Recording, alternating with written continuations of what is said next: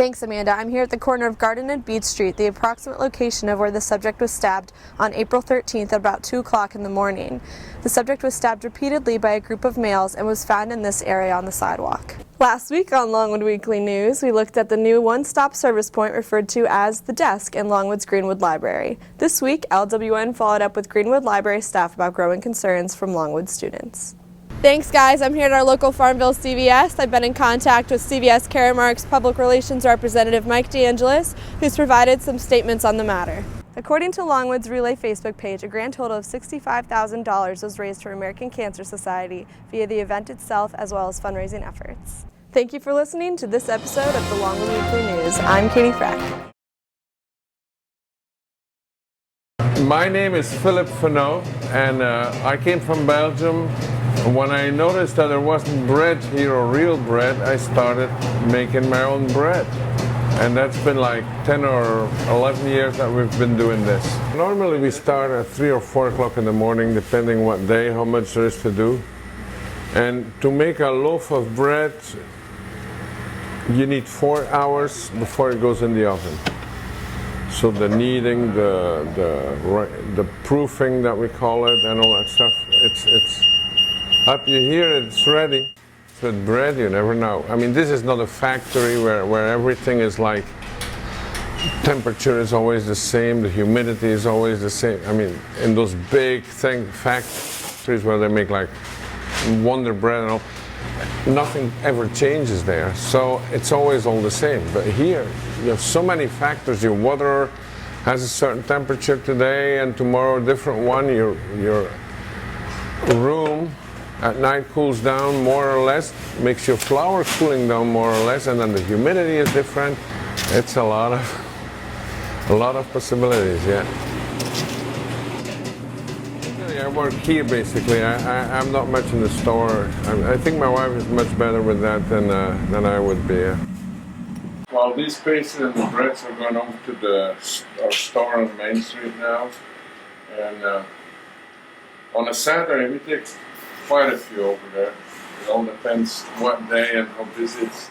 We have a unique sandwich selection. It's all made with freshly baked bread every day. We also have wine and beer and imported cheese, domestic cheeses, coffees made manually from a real espresso machine. The daily deliveries are for Longwood, Charlie's, and the public schools. Some of those are hamburger buns, which is really quite special.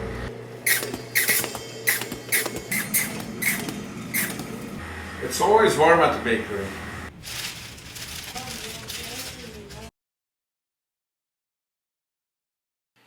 You're listening to Wanderlust and Foodstuffs with Catie Frech.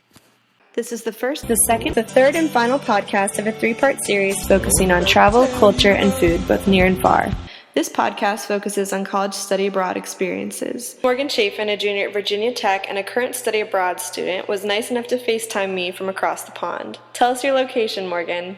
I'm currently in Valencia, Spain, which is a city on the eastern coast of Spain, right on the Mediterranean Sea. This episode focuses on a fairly new barbecue restaurant in my current location of Farmville, Virginia, called the Fish and Pig. I spoke with one of Fish and Pig's 4 founders and the owner of Grady's Barbecue, Mr. Matt Hurley, about the restaurant and how he's developed his barbecue craft. Having grown up in Memphis, Tennessee, Hurley was heavily influenced by the barbecue culture there and brought his own Memphis-style touch to the Fish and Pig. Memphis-style barbecue is typically a dry rub. When it comes to ribs, they're not wet ribs, they're not sauce. With New Orleans Jazz and Heritage Festival approaching this weekend, I thought it'd be the perfect time to showcase New Orleans. DJ told me he particularly enjoyed Café du Mond's beignets, which are a French-style donut. They were like rectangular, fried dough with this powdered sugar, lots of powdered sugar. Like they put powdered sugar on it, and then in the bags that they serve it in, the powdered sugar is at the bottom. And maybe I'm exaggerating, but it's like a pound or so of powdered sugar, really and you can use it to shake it up. And you literally get powdered sugar everywhere, like on your clothes. Like it's no escaping. Café du Monde is best known for its coffee and chicory and its beignets, but I can also tell you that it's great for people watching. all walks of life, all hours of the day. Very entertaining. Learning is just a gradual revelation of how deep our ignorance really is. My interpretation of that is the more you see of the world, the less you realize you know, and the more you want to learn about it. Thank you for listening, and stay tuned for the next episode of Wanderlust and Foodstuffs. Stay curious, stay hungry, and keep wandering. Well,